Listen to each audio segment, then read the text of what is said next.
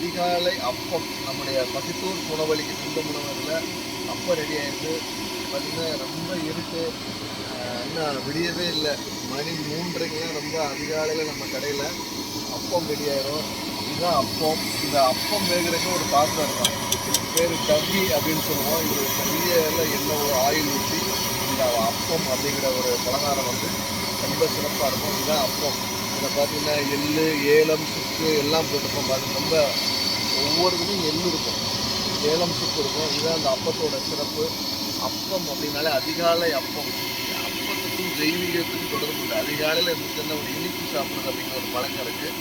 பொதுவாக எல்லா டீ கடையும் இருந்தது, இன்றைக்கி பெரும்பாலும் இது இல்லை. ஏன்னா இது போய் போடுறதுக்கு செய்கிறதுக்கு ரொம்ப நேரம் ஆகும், ரொம்ப பொருட்செலவாகும். ஆனாலும் மக்களுக்காக தொடர்ந்து நம்முடைய இன்பம் உணவகம் அப்பம் கொடுக்கக்கூடியது. அப்பம் ரெடி முருகா.